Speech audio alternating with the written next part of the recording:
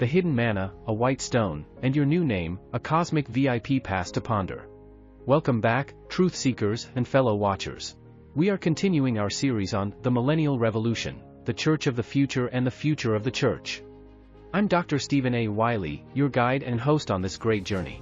For today's episode, as well as for the remaining journeys yet to be revealed, we will be considering the Millennial Revolution, the Rhema behind the revelation. Today's episode is titled, The Hidden Manna, the White Stone and Your New Name. Stay with me because this may not be what you have been taught in your Sunday school. Throughout our journey, we have been discovering hidden treasures in the Word of God about the times of the millennial reign of Christ and His bride, the Church. We have taken a brief glance at the new heavens and the new earth, and we have reviewed the city in the sky, the New Jerusalem, which we covered in our series, The Apocalypse, what you need to know and what you can do to survive the coming times, in much more detail. On our last journey together, we looked at the Bema seat of judgment, the crowns and the rewards of the overcomer. In today's journey, we will be looking at the hidden manna, the white stone and your new name in much more detail. While these things are mentioned very briefly in the scriptures, their significance goes far beyond anything that you could have ever imagined.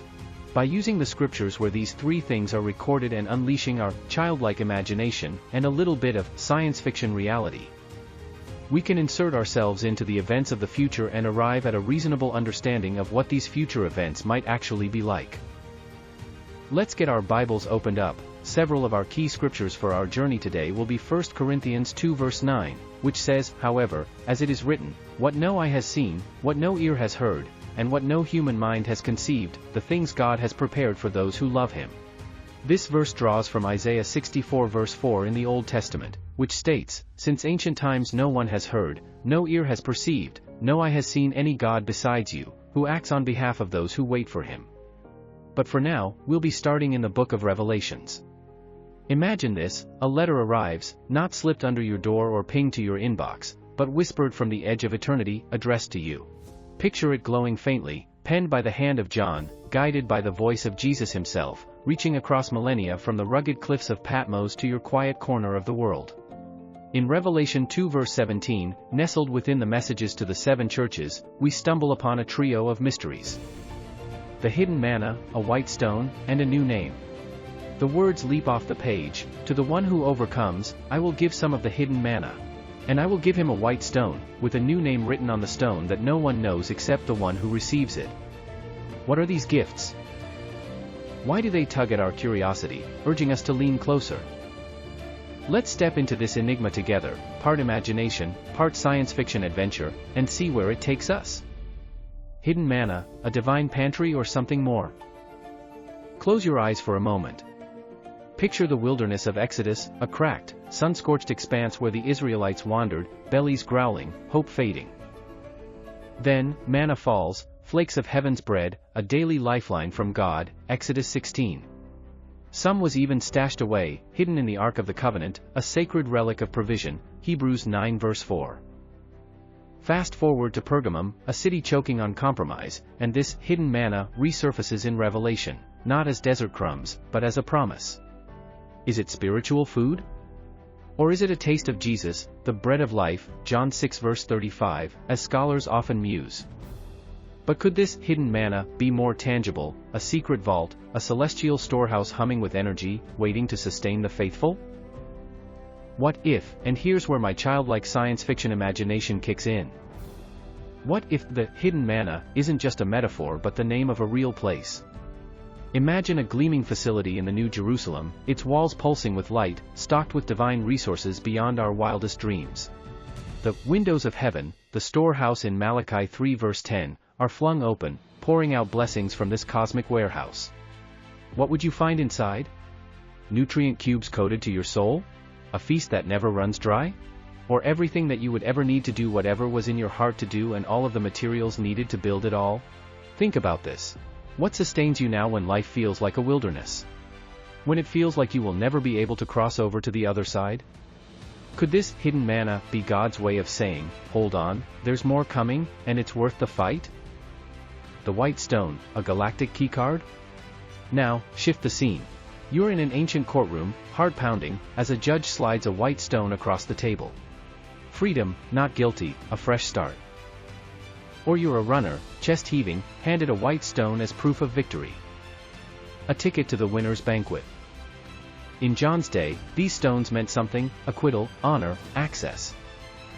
In Revelation, it's a reward for the overcomer, shimmering with possibility. But here's the twist. You're in heaven, standing on golden streets in front of pearly gates, Revelation 21. Everyone's already redeemed, so why a stone? Does "not guilty" even matter when the trial's long over? What if it's not just a relic of the past but a tool for the future? Picture this: the white stone isn't a dusty rock but a sleek, glowing device, a signal emitter, a galactic keycard. Tap it, and it hums, broadcasting your overcomer status to the city's unseen systems. Swipe it, or maybe just think it, and doors slide open to the Hidden Manna vault. Or to VIP zones we can't yet imagine. Why a stone, you ask? John saw what he could name: a pebble-sized marvel. But what if it's tech so advanced it defies even our own 21st century vocabulary? What would it feel like to hold that in your hand? To know it's yours because you didn't just coast through faith but battled for it? Are you ready to trade the world's flimsy verdicts for a divine upgrade? Your new name, your cosmic pin. Names shape us, don't they? Abram stretched into Abraham, Jacob wrestled into Israel, each shift a seismic redefinition. In Revelation, this new name on the white stone is yours alone, a secret between you and the one who gave it. Is it a whisper of intimacy, a title of triumph? In Pergamum, drowning in idle chatter, it was a lifeline. You're not what they call you, you're mine, says the Lord. But what if it's also functional? A pin, a string of cosmic digits, etched into that white stone device, your personal code to unlock heaven's mysteries. Imagine strolling the New Jerusalem, your stone pulsing faintly, its new name a signal only you can decode. What would God call you when the masks fall away? Warrior? Steadfast? Something wilder? And here's the science fiction reality. What if this name isn't just poetic but practical, a password syncing you to the city's grid? Granting access to places the entry-level faithful don't tread? I want you to think about this. What name do you carry now? Something the world slapped on you? Overcomers, they're the elite crew here. These treasures, manna, stone, name, aren't for everyone. They're for the overcomers, and that's where the stakes rise. Salvation's the free pass, grace gets you through the gates, Ephesians 2 verses 8 to 9. But overcoming? That's the true grit, the fire-tested faith of those who don't just believe, but endure. Pergamum's faithful faced Satan's throne, Revelation 2 verse 13, idolatry, and pressure to cave in. The overcomers said, no. They held fast when it cost them.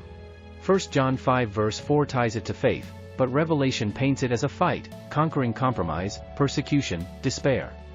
Are you an overcomer? Not every Christian is, some drift on grace, never facing the storm. These rewards aren't entry-level swag. They're crowns, upgrades, VIP perks for those who fought through the chaos and kept their footing. Picture the New Jerusalem, everyone saved, but the overcomers flash their white stones, maybe sleek, humming gadgets, and stride into hidden realms. What does it take to join that crew? To stand when the world pulls you down? Heaven is not science fiction and it beckons us. John inscribed these visions in 95 AD, his quill scratching out stones and manna, because that's what he knew. But what if he glimpsed a New Jerusalem wired with technology that we'd call science fiction? Golden streets might be energy conduits, pearly gates biometric scanners, and that white stone? Not a rock, but a pulsing, all-access pass to a city alive with possibility. The Hidden Manna could be a hub, think gleaming towers stocked with divine tech, accessible only to those who've earned the key. And you, fellow truth seekers, what would you do with such a gift? Would you swipe your stone and step inside, or pause, wondering if you've overcome enough to claim it? On the other hand, the streets of gold might be just that, just streets of pure gold. The pearly gates could be just that, just 12 gates made out of 12 single pearls. And the white stone? It could just be a white rock, a memoir of the church's earliest times. Hidden manna could be leftovers from Noah's Ark. And, if that was all that they were? So what? We are still in the presence of the Lord Himself. And if the only true rock wants to give me a piece of leftover wall construction concrete, I'd take it in a heartbeat, no questions asked. But consider this. In a heaven where no one demands, show me your papers, why carry a stone at all? Maybe it's not about proof, maybe it's all about privilege. A souvenir of your battles, yes, but also a tool for what's next. How does that spark your imagination? What tech might shimmer beyond those gates? Holographic rivers of life? Sentient trees bearing fruit? No. Those creations are very much real. But, what might lie behind that very next door? Today's science fiction is tomorrow's commonplace. The Lord's eye for detail, Matthew 10 verse 30, suggests nothing's too small to matter, so why not a cosmic credit card for the faithful? The call to join still persists. These promises, hidden manna, white stone, new name, dangle before us, a triad of hope wrapped in mystery. They're not the ticket in, they're the reward for running the race. Pergamum's believers heard it amid their crucible, and it echoes to us now. What's your crucible? Where's your fight? Revelation's story isn't done, it's a live wire, crackling with wonders yet to unfold. Will you listen for the Spirit's voice, daring to overcome? Step into this vision of heaven and ask, what might await you on the other side of faithfulness? The choice is yours, and the stone's still glowing. And the funny thing? You are granted access to the hidden manna, you can hold the white stone, and you can be known by whose you are. Not by what you do inside heaven's gates, but what you did while on the earth. Who would have imagined such a thing? Oh, wait, Jesus did. And, he told us about it. Remember 1 Corinthians 2 verse 9 and Isaiah 64 verse 4, two of our key scriptures for this journey, which say, however, as it is written, what no eye has seen, what no ear has heard, and what no human mind has conceived, the things God has prepared for those who love Him. Maybe I should ask you, what's in your imagination? And what about the part where Jesus said that He would give a part of the hidden manna? Could that mean that there are different levels inside of this realm called the hidden manna? And, different overcomers, who have this white stone, have access to different parts of the hidden manna? So, like the rewards, the crowns, and the other perks, it is all up to each and every one of us to decide who we are going to serve. And, once you get to the wedding supper of the Lamb, and after we get to meet in person afterwards, if I am all that wrong about what we have discovered on this journey, feel free to call me out on it. Just make sure that you actually get an invitation to the party. Next time, we will be examining the one mandatory event in the millennial times that comes with a severe penalty for failing to attend or participate.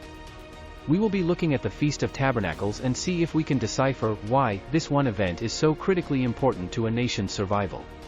Until then, may the Lord richly bless you, and protect you, and carefully guide you, and greatly prosper you, as you follow hard after Him. This is where it all starts. With your next steps. If this message has ministered to you, there are some things that you can do that would really help us out, and it won't take much of your time. Please give us a like, it forces the algorithms to let others know about this video. Would you please post a comment even if it is a short one? It means a lot to us and we read every one. Also, I know it's a lot to ask, but would you consider sharing this message with your friends? They will be blessed by the message as well. Subscribing means you won't miss any future updates or releases.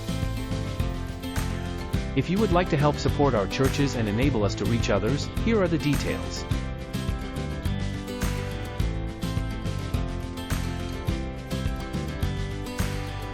Scanning a QR code is not difficult, but every phone is a bit different and you will just need to figure out your system's way of doing it.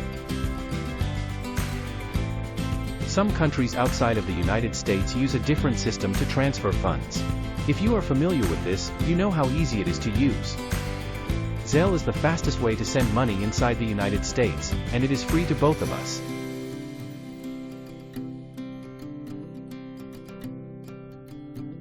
Thank you for your support. We'll be praying for you.